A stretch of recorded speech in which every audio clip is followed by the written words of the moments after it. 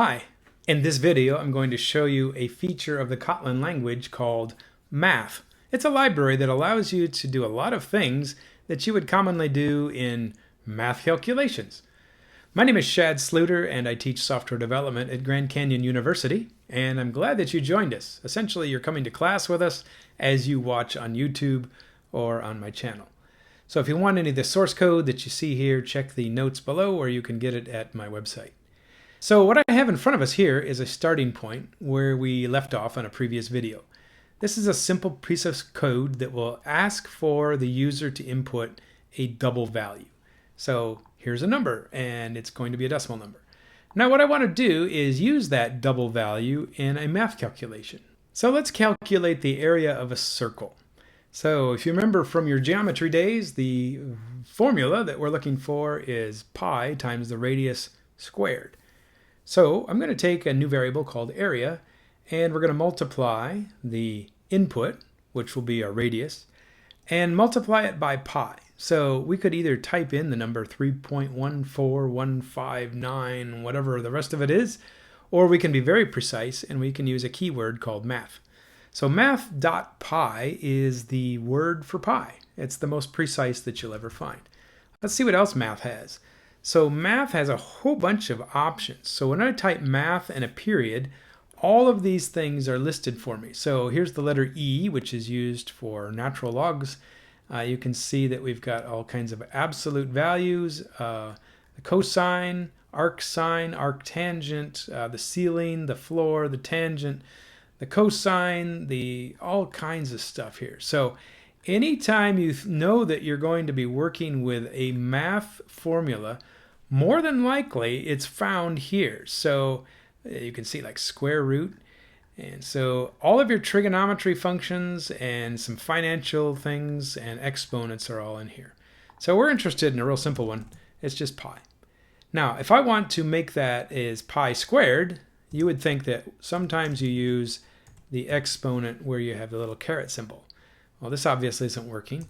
So that might be in other languages, but here in Kotlin, we're going to do dot and then there's a pow.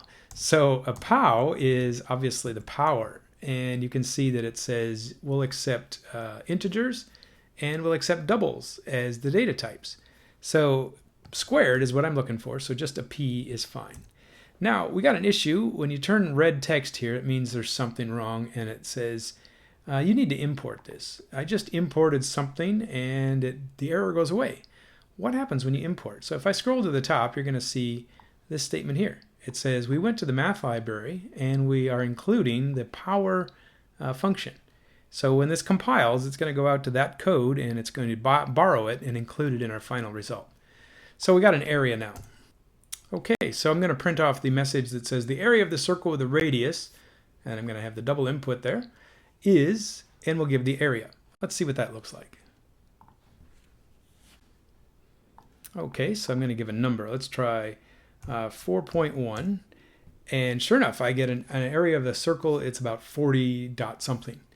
So pretty precise there, isn't it? Let's see if we can compare that using floats.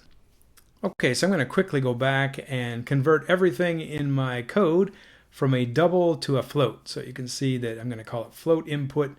I'm going to replace everything that says double input with float input. And one conversion that says the saved input is now converted to a float. So let's see if this works any differently. So let's take a look at what we have now. It looks like we've got at least 10 digits of precision going on. Will that change at all? Let's try another one. So what was it? 4.2. And it looks to me like we got the exact same result. So why is that? I would have expected that float to be less precise. So let's take a look here at pi and see what the result there is. So pi is a double. So if I want this to be a float, I could type in here 2 float and it will make it a less precise number. And then this whole thing will come out to be a float. So it was automatically converting it into a double. Okay, try it again. Let's try 4.2. And this time you can see the result is less precise. So you get the same results that we did in a previous video when we were working with floats and doubles. So the one key takeaway that you should see in this video is this nice math function. There's a lot of things buried in there. We just use the variable called pi, but if you get into trigonometry or other kind of logarithms or any kind of advanced math, you're probably going to be using math and a dot and whatever other options that come with it are. So stick with me, and we're going to continue to learn the Kotlin language and eventually become software developers that know how to make mobile applications. So subscribe, and we'll watch the rest of the series next.